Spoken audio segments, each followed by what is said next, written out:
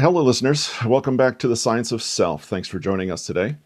I'm happy to introduce to you our guest, Debbie Dobbins, author of Your Inner Billionaire. And don't worry, there's going to be some business talk here, but this is not, again, a business podcast. It's a podcast about individual success and overcoming inner demons and outer obstacles. So, Debbie, with that, take a few minutes, please. Introduce us to yourself and tell us what we need to know about you.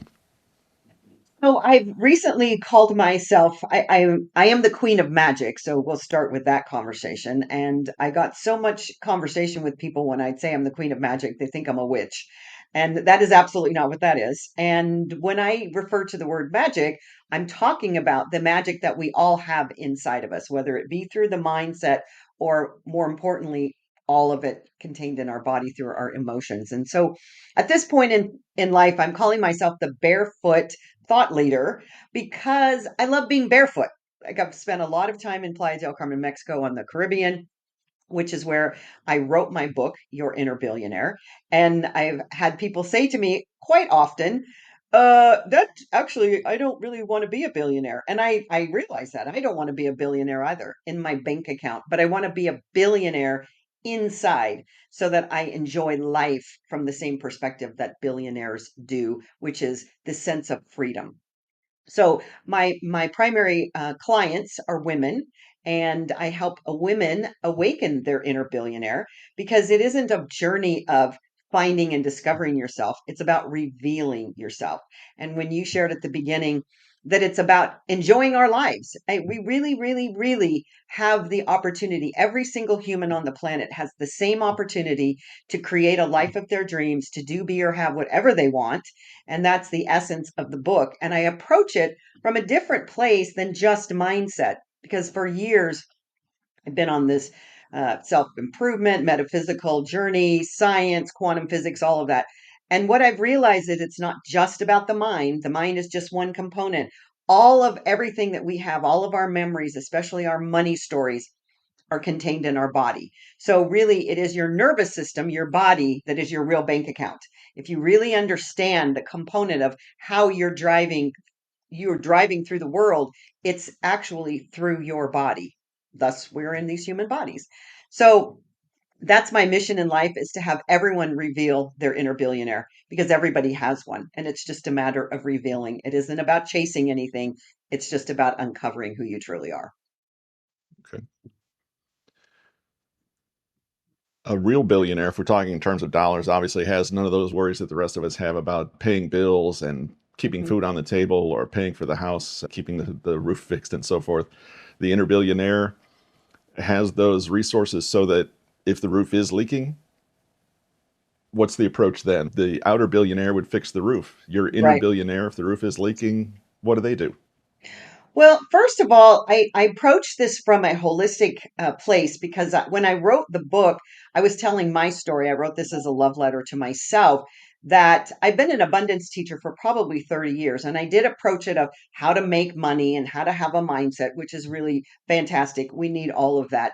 And yet, I was diagnosed with cancer about 6 years ago. And what I found was I didn't have medical insurance, even though that seems to be a popular thing to get these days. I didn't have it. And I ended up being flat broke. So I was flat on my back and flat broke. And I often say in this book, it's about those moments when you have these critical problems show up in your life. Literally, I was on food stamps. So I know what that feeling is like. It's not as if I really understand being an inner billionaire from the perspective that I've had all these opportunities in my life. I actually have been where that person would be without the ability to pay for the roof. And the fact is that you can focus on the poverty of not being able to fix the roof because the more you focus on that, the more the roof won't be fixed. Or you can begin to adopt some of the principles that I share in the book, which begins with gratitude, which I have two chapters on gratitude because gratitude is the gateway to everything. Gratitude is the gateway to everything. I can't say that enough. So even if the roof is falling down and you don't have the money, the first thing you have to do, and this is probably going to everybody's going to go, "Oh, that's impossible," is you have to be grateful. You have to be grateful. This is the situation that I'm in. what do I do next? Because once you're grateful, then you can begin to see potential and possibilities. The opposite of grateful is lack. And if you begin to focus on, I don't have enough money, I don't know where I'm going to find my answer, woe is me, this is the most horrible life I could ever experience, and all that negative energy will create more of that. So it's all about the frequencies that we live in. And if your frequency is that of lack or poverty, as I like to say, then you will create more of that because what we focus on expands. You will never think your way out of poverty ever. You will only begin to feel and see that freedom of abundance once you start to focus on it. What's the quote? Uh, Said the man till he saw a man who had no feet, right? I Yeah. can't remember the beginning of it. Yeah. Yeah, exactly. But Um, that's it too. And believe me, there are days on end where my body is not the same after the treatment that the medical community gave to me. Trust me. And I don't go into it on situations like this, but there are days when I think, "Oh my gosh, why me?" Right? And then I think, and one of my role models, if you will. He's not a role model, but the person that always comes up to me in my mind when I'm having that day, like literally when things are not functioning the way they should in my body, which there's plenty of people out there that have these invisible, I call them diseases, whether it be IBS or gluten intolerances, all kinds of things. You can't see them, but they're living these quiet lives of really desperation because they just haven't found an answer yet. But Christopher Reeves is the gentleman that always comes up for me because, listen, he was paralyzed from the neck down and he did not stop living his life. There's plenty of examples besides Christopher Reeves out there. And here's the thing is that we can always build a story however we want to build the story. That's the thing about our brains, and that's why I do love neuroplasticity so much, is because you can shift and morph that. You can create new grooves in your brain anytime you want. And yet you still have to start with this body by feeling that emotionally because it's the frequency of our emotions in our body that actually project what we're seeing on the outside.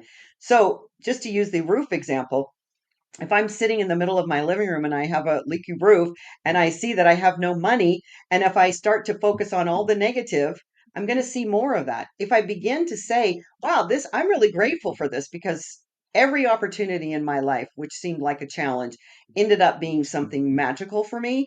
But it's only in hindsight sometimes that you see it that way.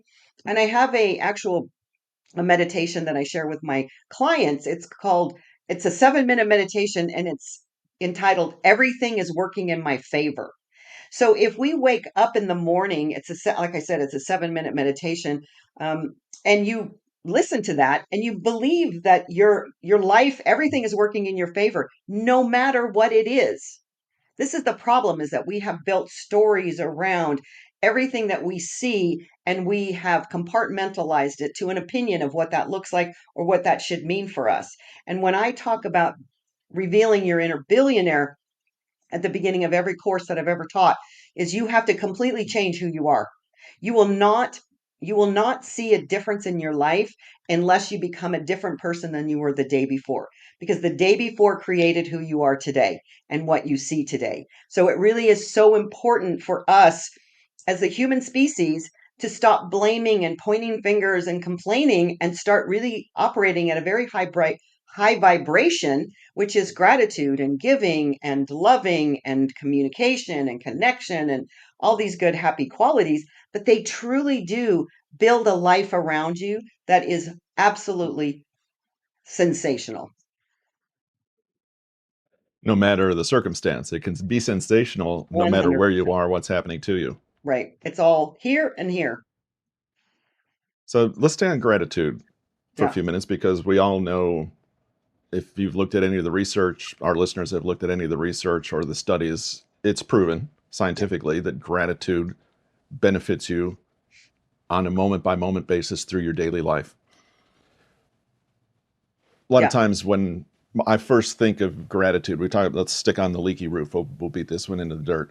Uh, but if I have a leaky roof and I tell someone or someone is told that they should experience gratitude, As you were speaking, I realized my mindset goes to, okay, the roof is leaking, but only in this one spot. So I'm grateful that I have a roof over the 99% that's not leaking.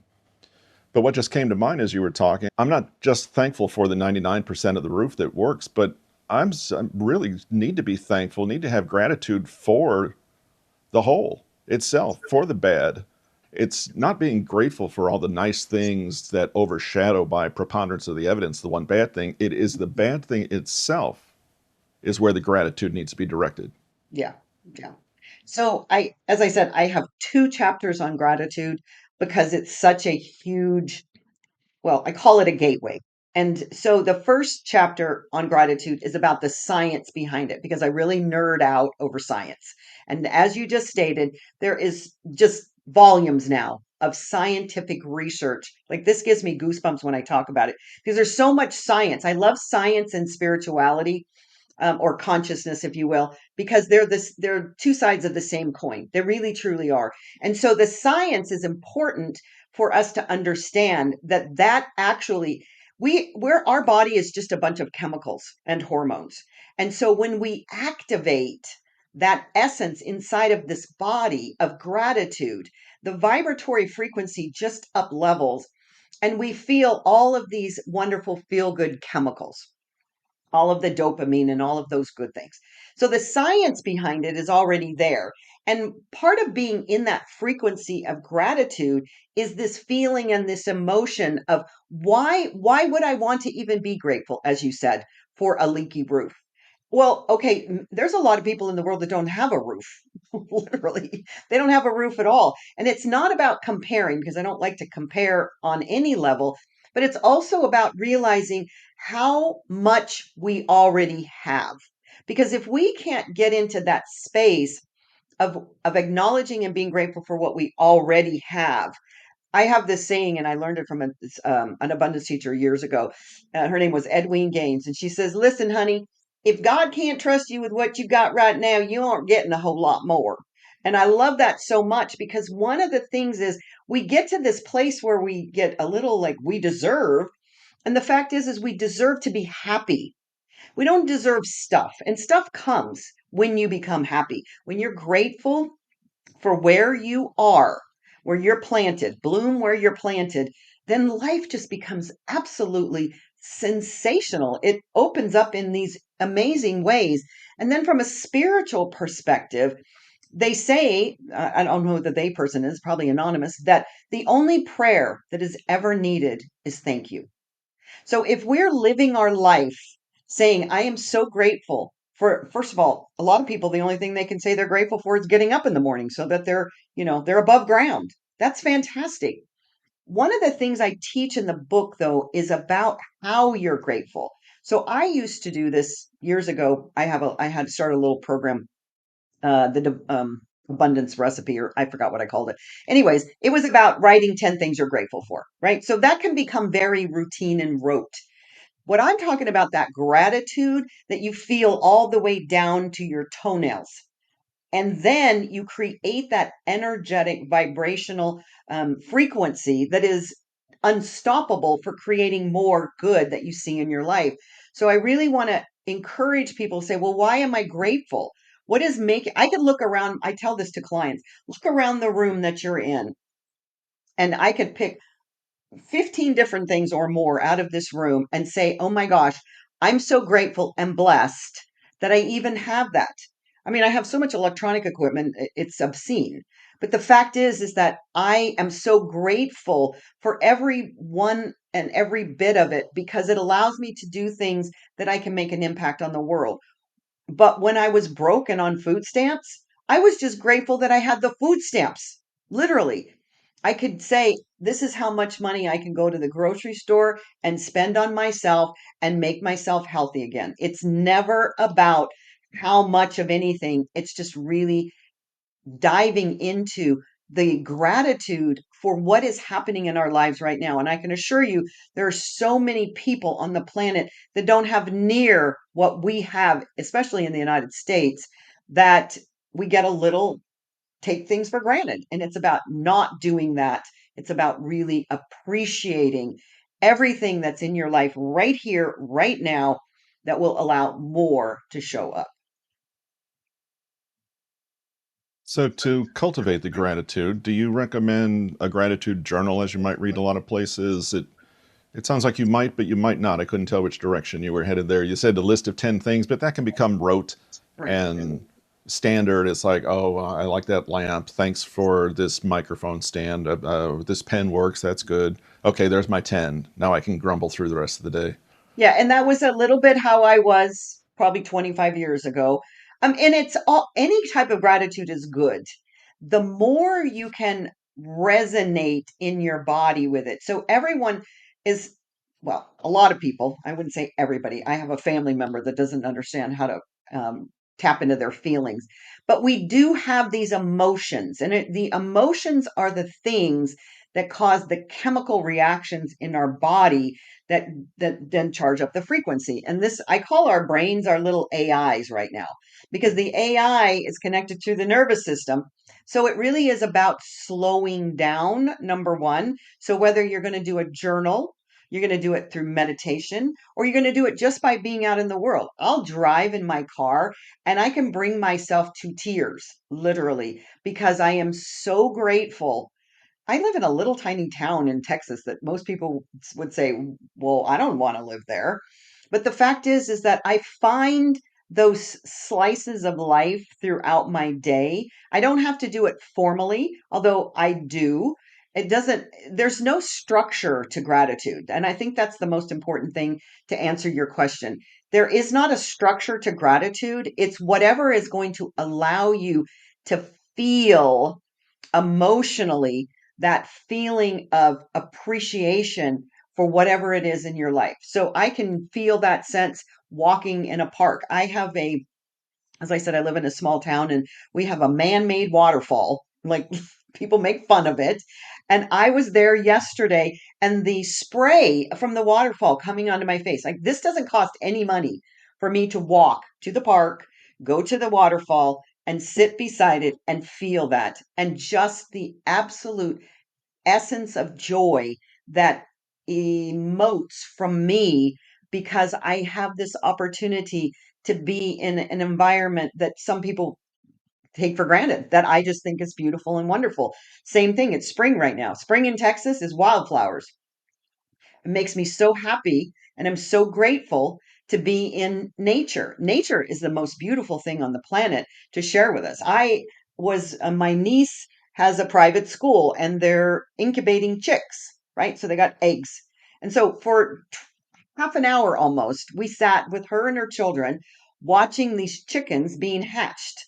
The miracle of that and how hard it is for them to come out of that egg and how they're all wet and they're exhausted and they fall down and then they get back up, and it's just, to me, it's the little things that we take so much for granted that if we slow down and say, wow, the world is a magical place to live in, that's what gratitude is. And as you spoke on that, Brian, I hadn't thought of this before. I don't think I've seen this before. But really, gratitude is built on a foundation then of mindfulness, is it not? Hmm. So Absolutely. if It we is, if we and can't, yeah, mindfulness is, that's a perfect description to put it together in that way, because the opposite of that is busyness, going fast, and being really, I call it, we are addicted to stuff and behaviors. So, for instance, because I teach women, and women have really gotten the message that you have to drive hard and be very aggressive to get to the success ladder. And the fact of the matter is that for all people, all masculine and all feminine beings, there is the masculine, which is the action and the building, and then there is the feminine, which is the centering, which is the slowness, which is birthing, which is intuition. So really, we have to have both. We live in a 3D world, so we have to be able to have action. I call it sacred action, but we also have to have these moments where we're reflective. I taught leadership around the world several years ago, and even so, they're business people. A lot of them are C-suite people, And I said, it's as simple as just staring out a window in an executive office that slows you down. And that is truly the definition of mindfulness. If we pepper these opportunities throughout our day, then not only it's like giving yourself mini meditations throughout the day, because meditation, I'm a big proponent of that. And people say I'm too busy for meditation. You're too busy not to meditate. And so if you begin to take these 1 minutes here and there throughout your day, you'll start to crave more. It is that mindfulness. And you can be appreciative of doing the dishes. You can be appreciative of gardening. You can be appreciative of walking in the park. There's so many juicy, delicious moments in our life, but we're just not paying attention to them. Why? Because we're busy. We're trying to get from this space to this space in the shortest amount of time possible. And then I can't see what's happening because I'm going so fast. Mindfulness is the opposite of busyness. I like that. Yeah. Um, I feel like we could talk about gratitude for quite a while. We've covered maybe of an outline of one of your chapters, and Right. uh, just out of curiosity, is the whole first chapter neuroplasticity and the science, the physicality There's a of lot. gratitude, or is Yeah, that there's a lot I of don't want you to science. give away any spoilers. No, it is a lot of neuroplasticity, neuroscience. I love neuroscience. I love the brain. I love the body. I love the vessel that we walk around in, and I've always appreciated my body, and I think I really began to appreciate it even more when you're staring death in the face. You just have a different appreciation. And so just now moving through science, and I've really loved understanding neuroscience and just put it in context with this physical body that has all of these stored emotions and chemicals, and then it's connected with the vagus nerve, and it's just a big, beautiful. Uh, I had a friend that went to Scientology years ago, and he calls, and I find myself saying this every once in a while. This meat stick that we walk around in. I mean, it's an amazing vessel, right? It's got all these different looks to it, but in the reality, we're a meat stick with an AI on top of it, and we're just navigating the world. But if we think about it, that this has so much electromagnetic energy that starts with the brain, but then it's into the body that sends those frequencies out, that gives us the opportunity to see the world the way we are, not who we want to be. This is outside is a reflection of what we are being today. And if we choose to see something different in our life, we have to be something else, not do something else. Because if you are something else, that will manifest. You will do something else. If you are something, if you change inside, the outside has to change. 100%. Yeah. And that's just the Let's take just a problem. second. Yeah. I was going to take just a second. I want to make sure everything still is working the way it should. So I'm Yeah. going to take a little sip of just, and I apologize. I've had a few minor issues with Descript. So I just want to make sure that our recording, It shows recording on my end still. okay. I can't see it in my teleprompter, so I Yeah. have to move things Yeah, around. yeah, But yeah, if you're yeah. seeing the numbers I click am. by, we're good Yep. shape. Yep. Okay. Frequency, every topic we've talked about has been frequency. And I was introduced to this last week. I did another interview. Um, Frequency, as I've been introduced to it, still has a very scientific uh, basis, as I understand, even within the body. And you get into alpha waves and Mhm. beta waves, mind states, and those types of things, which led me into researching some into binaural tones and binaural music. Yeah. When you talk about frequency, is it that concept, or is it something maybe I'm unfamiliar with and it's more on a spirituality level, or is it a continuum between both of those, or a mixture of both of those? Well, since they're the same coin, I would say the best word to describe it would be a continuum, or that they're just uh, interrelated. Because if you think about it from a scientific perspective, that everything has a frequency. everything. And we're learning that now, and medicine is now finally catching up with what that is. I think it's just been, hijacked by pharmaceutical companies.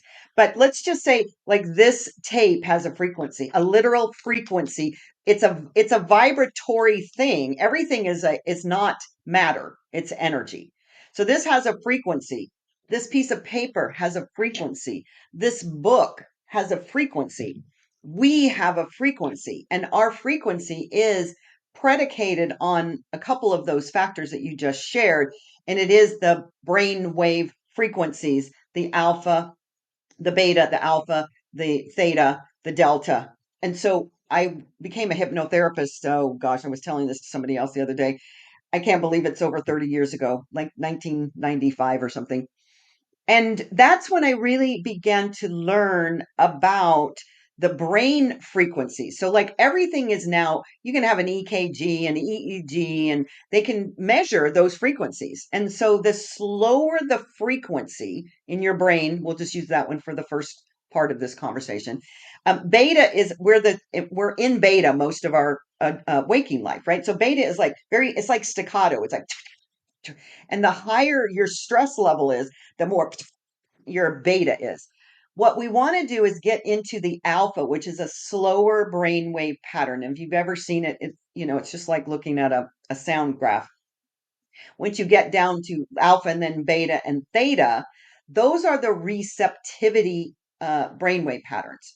So that's why hypnosis or meditation allows you to begin to implant things that bypass your unconscious gateway, because that's really what keeps us stuck.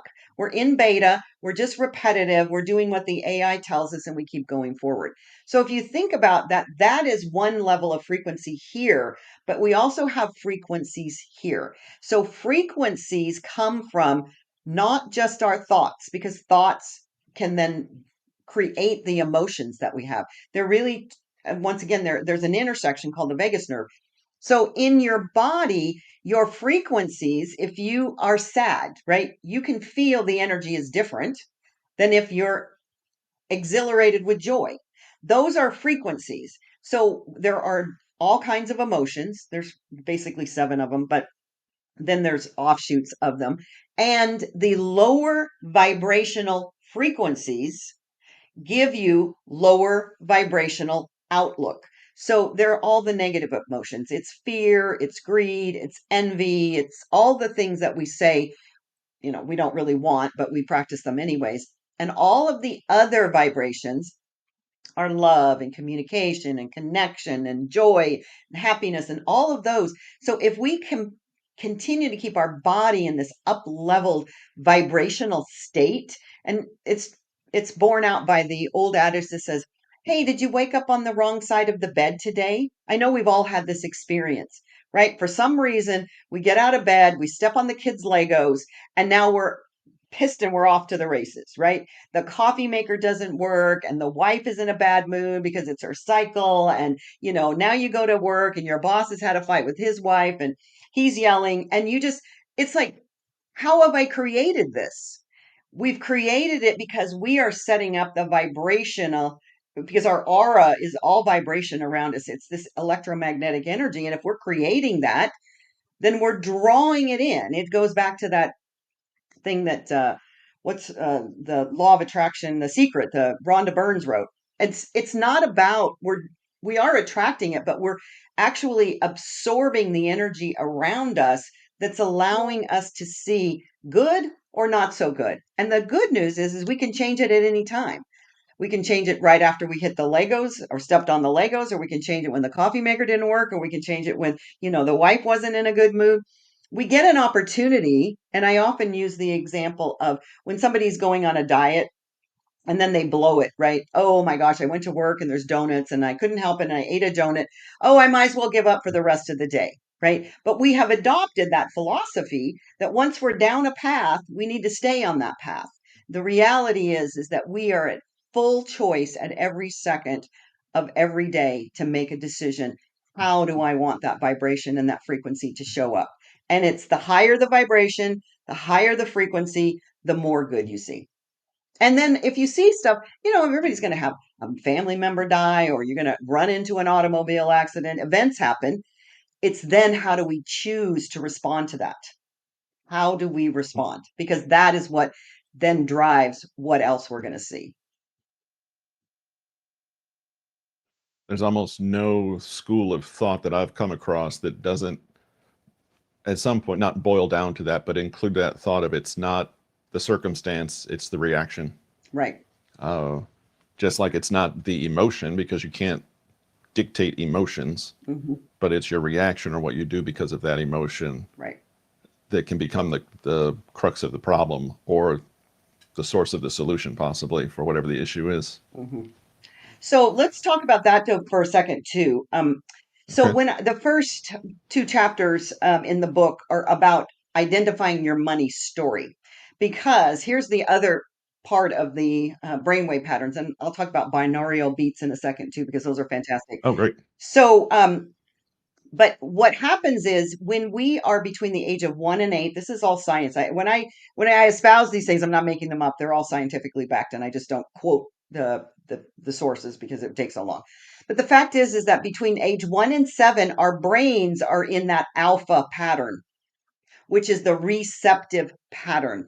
This is when we're taking imagine, I always call this our AI. So if we program AI and we give it the right information, it's always going to be able to share back what questions we're asking it. That's why I love AI so much. And it's just moving us in a different direction. But the fact is when we're 1 to 8, we're downloading information and we're making our judgments then and building our stories about what life looks like. Then once you hit past 8-ish, you close the window, right? Then we go into that beta. So now what we do is we take all the information and we begin to project, these are my beliefs, this is how the world operates. Now I'm going to create it because we are the great creators. So if you've got a money story, because you're little, you're 5 or 6, and your parents are arguing over money and there's not enough or money is bad, and you start hearing these messages, they download into your brain and into your system. And then you go out into life and you project it out there, and you don't even know that you're doing it because we're just now having to prove what our stories are because it's just a story, it's not the truth. So we grow up and now we become people that say money is evil, or money is the root of all evil, or I can't make enough money because my parents. When you unravel your money story, you begin to see why you believe what you believe. But everything in our life is a story. And usually it's a story that can be tailed back to when it originated. And you don't have to know the story or the root. You can still change. Sometimes it's relevant. So when we begin to look at what our stories are, whether it's a story about an experience that I had. I don't like elephants because I went to the circus and, he trampled on somebody. I mean, that could be a story that we could create. Somebody else could have the same experience and they just love elephants. So it's not about the experiences that we have. And it's not even necessarily about the reaction because once we're an adult, we're just reacting to a story that we've already committed to.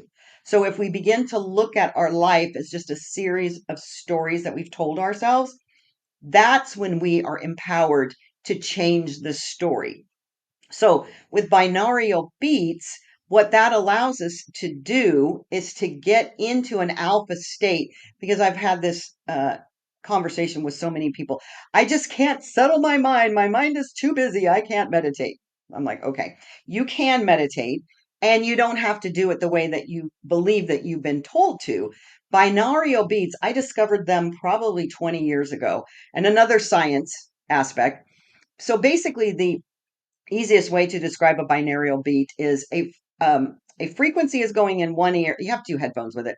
One ear, say it's at 4 beats per second, and this one's at 3. What happens is your brain has to reconcile it, and while it's doing that, it takes you.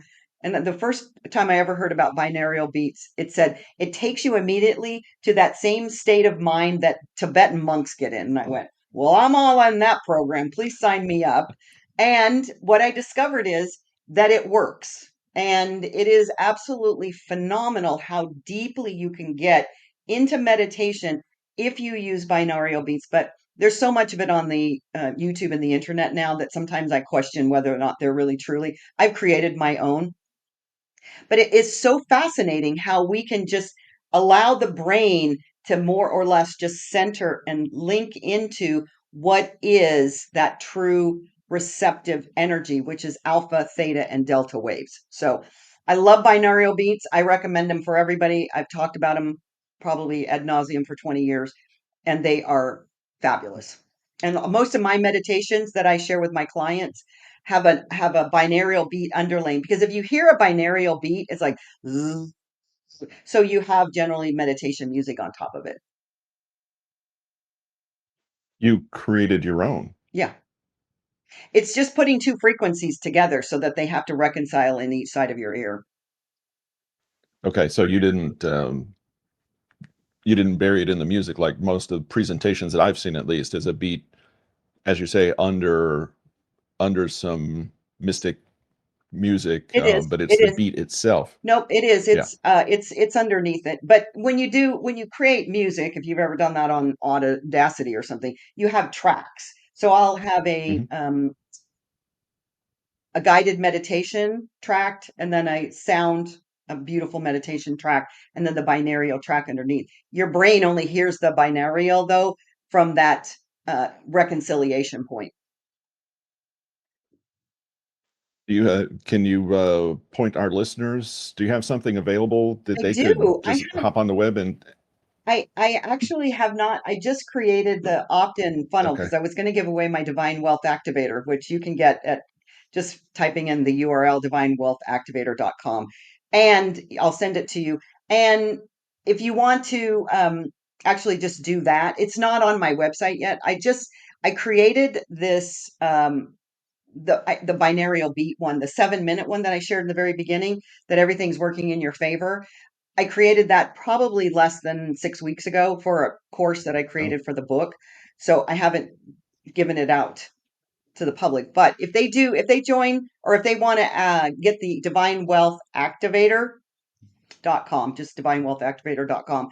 And then that also is an amazing tool to activate abundance. That's the thing I wanted to share with them. And they'll just be on my list, and I will send that out to them, because it's really, okay. And I was really just amazing how deep you go into meditation just by having binaural beats underneath.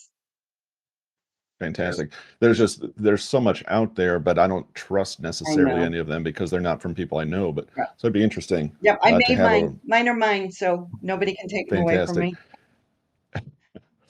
And I have a link here for a free gift that we'll put in the show notes. That is thequeenofmagic.com, your website Yeah. /activator.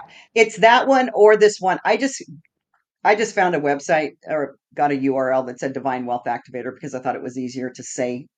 The Queen of Right. Magic, da da da da, backslash, just can be confusing. So either one of those will take you to the exact same place. Fantastic. Take a minute, if you would. You mentioned spirituality several times, and Mhm. I like to make this distinction because of my background. Can you distinguish for us, compare and contrast, as I used to say in my teaching days, spirituality and religion? Oh, Lord. Well, In let's 30 see. seconds or less, please. I'll just say religion is dogmatic and spirituality is consciousness, the way I perceive spirituality. We're all conscious. We're all, my version of spirituality is that we're all one. That's the end of the story. So if we're all one, then we're all, seeing each other as godlings walking around the planet. And religion is very much, and I have some amazing friends, and I've studied religion, that there are some beautiful essences of most religions, probably all, I should say. And they all have this common golden thread that run through them, which is spirituality. It's the dogma that sandwiches them together that sometimes can be off-putting to people. But I know people in every religion that are as spiritual as all get out, because when you begin to really dive into the essence of spirituality, it is consciousness. And that's what I believe we're all headed for, ultimately, wherever consciousness is. It could be heaven, it could be, nothingness. It could be the black holes. I'm not sure. I haven't been there exactly yet, but I know when I meditate, I go into these beautiful, magical places. Spirituality is about oneness and consciousness to me. That's much better than I could have ever done or have ever hoped for. I'm going to make sure I separate that piece out, Okay. uh, because every religion has that They thread, do. and Mhm. it's that thread is the spirituality piece Yes. of it, and all the other things that, whatever your background, that we want to pile on, whether it's rites or rituals or requirements, um, is not part of the actual spirituality. That's good. Thank you very And much. also rituals are a good thing. They keep us in community with one another. So for instance, in the religion, I mean, in the Christianity or in Judaism or Kabbalah, there are these beautiful rituals that there's nothing wrong with rituals. As a matter of fact, they keep you centered and going in a forward direction. The Catholics, I just went to my nephew's wedding at a Catholic church, and they have all these little rituals that they did, and they're just beautiful. And so there's nothing wrong with religion until it becomes a block to allowing your heart to be opened and seeing the oneness. Because truly, at the end of the day, that whole thing, see your brother as yourself or treat your brother, your neighbor as yourself, it really is just about seeing every human being on the planet as a version of you. And that term namaste, I love so much from yoga, which is where, I mean, it's not only from yoga, it's an Indian term, but it says, the God in me greets the God in you. That's what that is. So if we begin to look at everybody, then we don't have this separation, because it's the separation that destroys the idea of our oneness. We are truly one, and we're unique individual expressions of that one, which is even more beautiful because that means we're special. We're special, yet we're one. So I love that whole concept.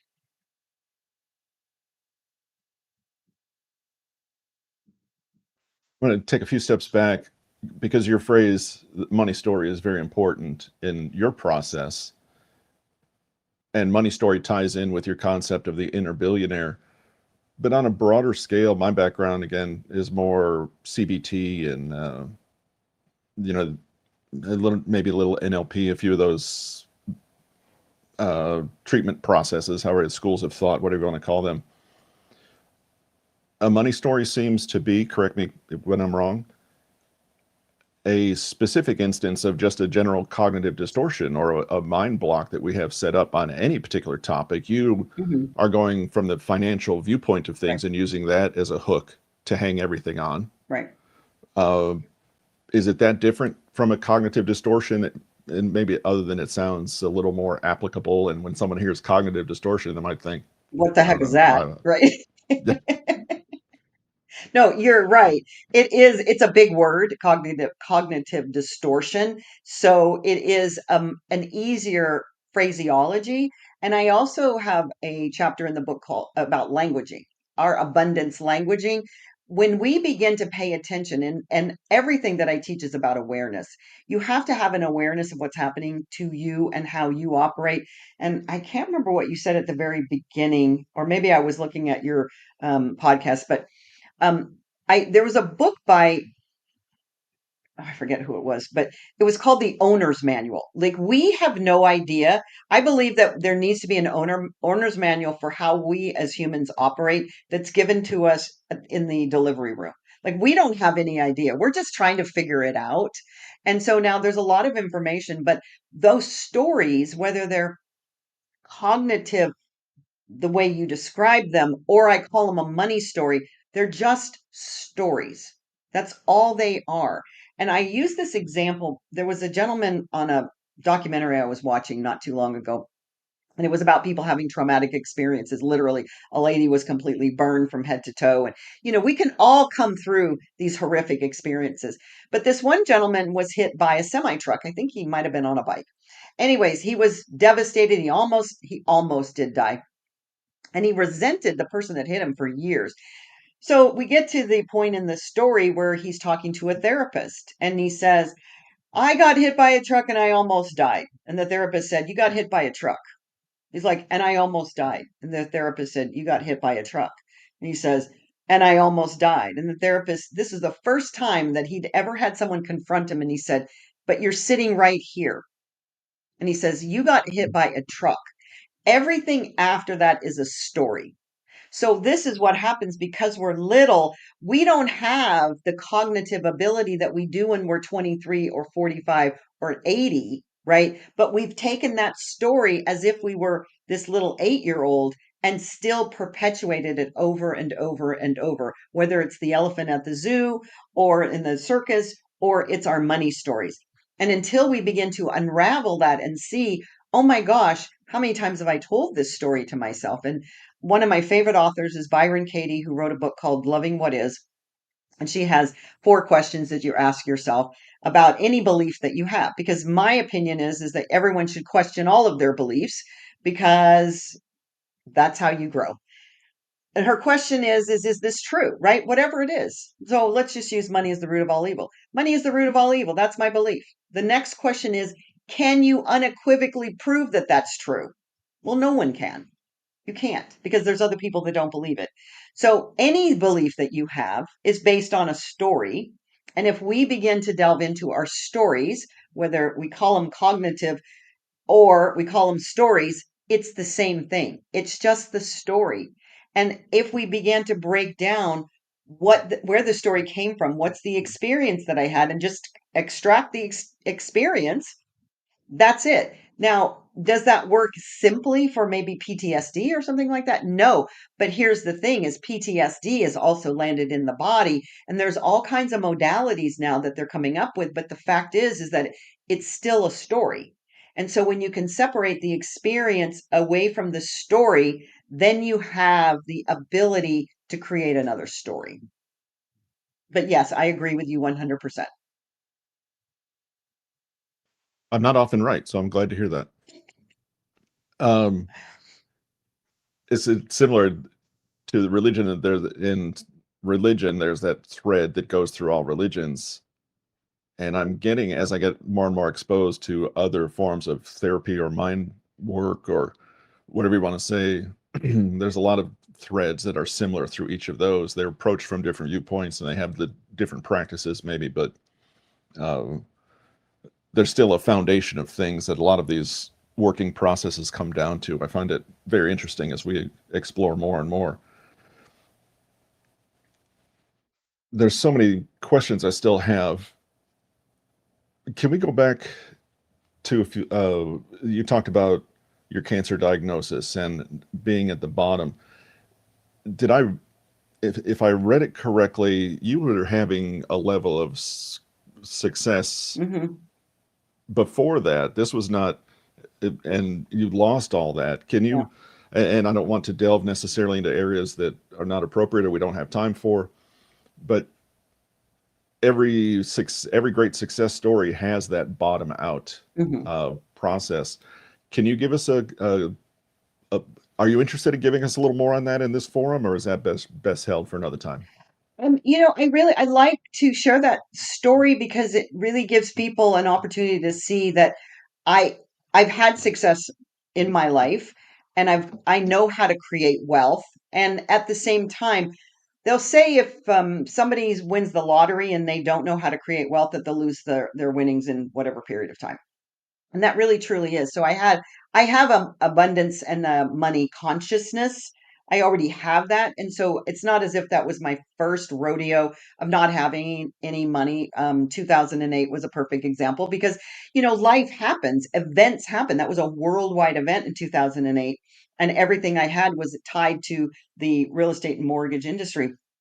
But the fact is that when you are stripped away, and this time was just a little bit in my feeling for myself was different because it just stripped away everything that didn't matter. Like literally, I had no money.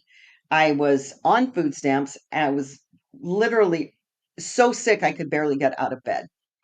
But it also gave me this beautiful opportunity to self reflect on a much deeper level than I ever have before, and to realize that so much of the things that are going on with us are in our body. And to say that cancer saved my life sounds really incongruent on so many levels. yet that really is truly, I've never been happier. I've never been healthier. I've never been wealthier than since that time. And it truly began with the incubation of just being with me. Like there wasn't any, I lived by myself in California when this was going on. And I also was able to see how amazing manifestation, if that's the word that we want to use so that people can understand it, is available to all of us. I mean, doctors came, I had the best doctors, I had the best surgeons, I had the best medical treatment that just came out of nowhere. Literally, when I was diagnosed, I went, okay, I don't have insurance. What am I going to do? And they just started coming.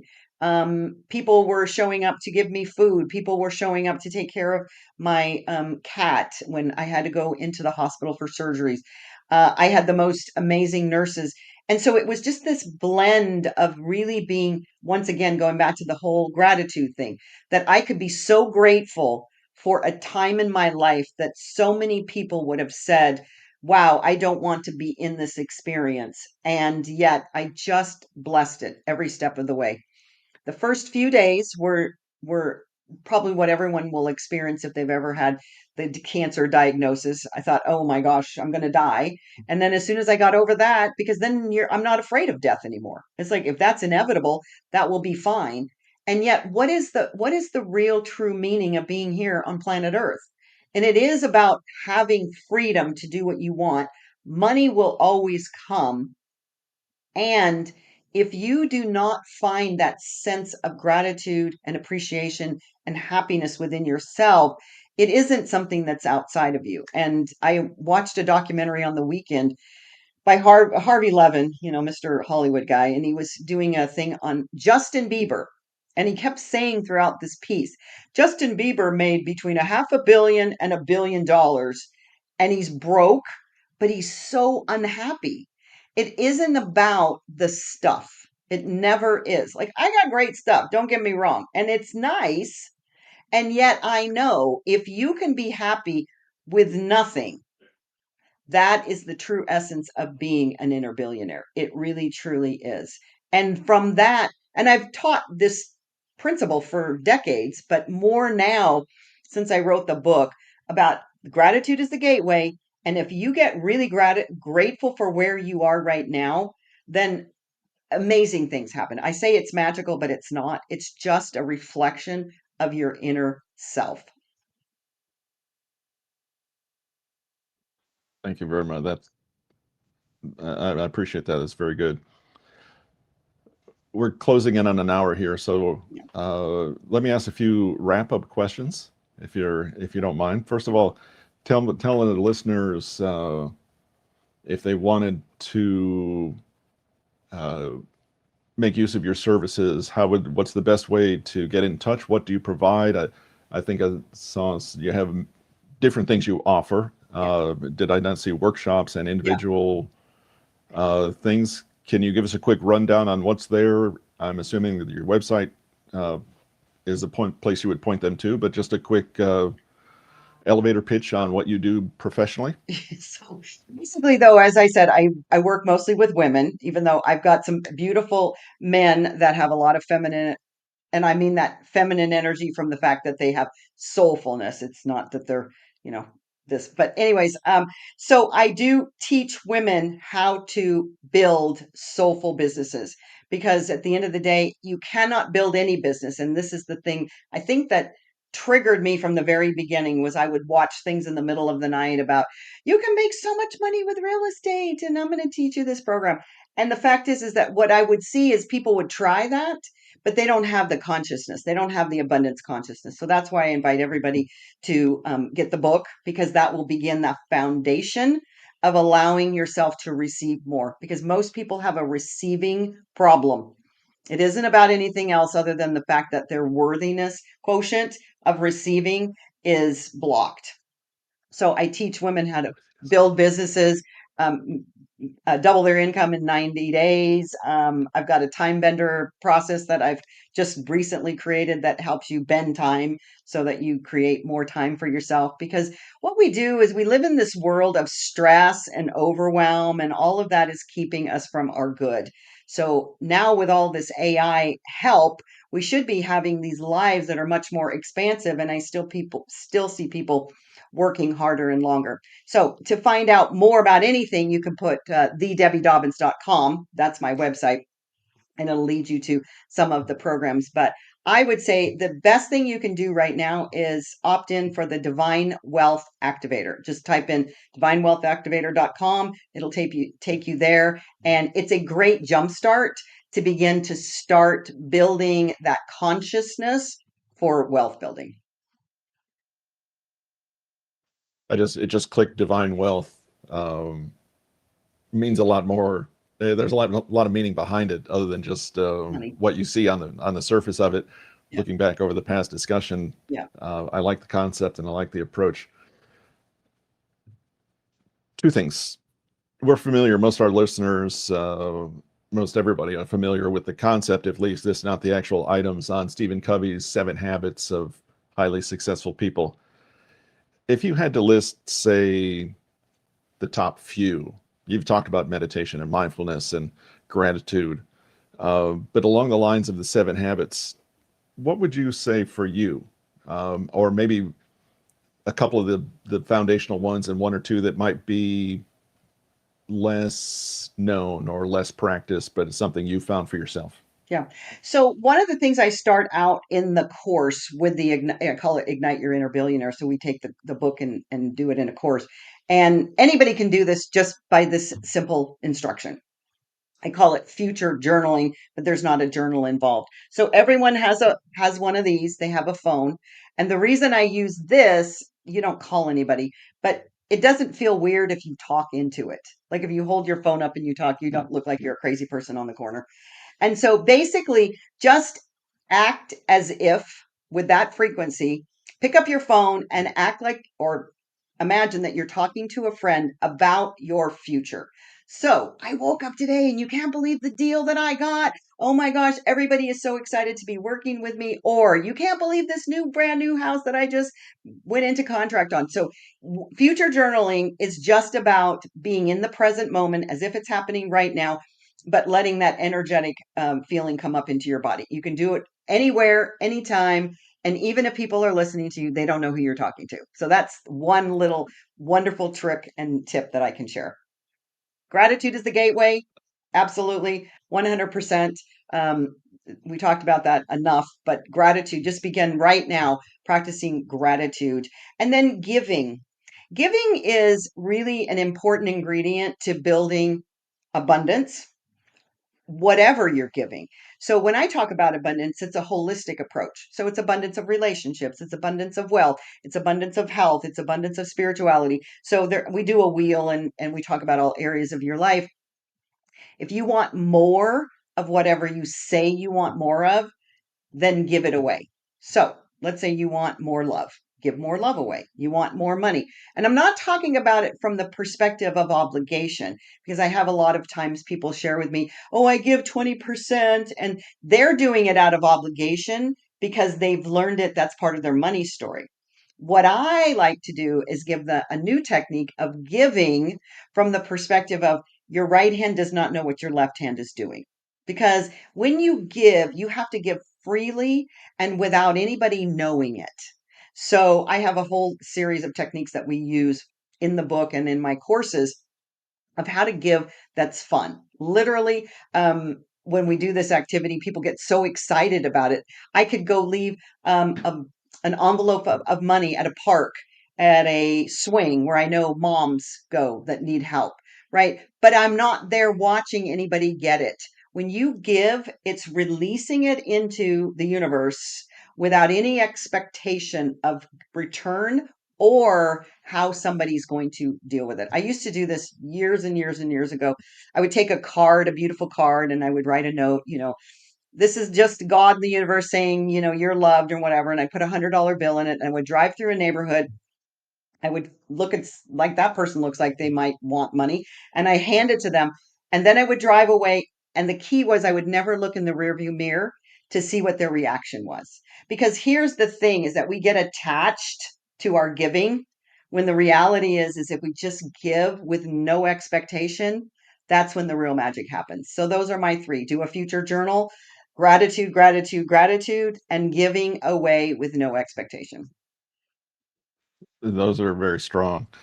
I'm reminded of the YouTube channels where they'll be walking down the street and give something to a homeless person, with the whole point, of course, on YouTube is for them to film the follow up, and Yes, everybody has a good feeling of that, and they get viewers and they sell ads and so forth. exactly. So there's some value to that, certainly, Yeah, but not along the level of what you're saying. That's to pointedly ignore or not look for the reaction, right, but you're doing it because it's a good thing to do. You're right. doing it for yourself Yeah, for as yourself. much as for anyone It's like else. forgiveness, right? We're never forgiving for the other person. We're always giving for our forgiving for ourselves.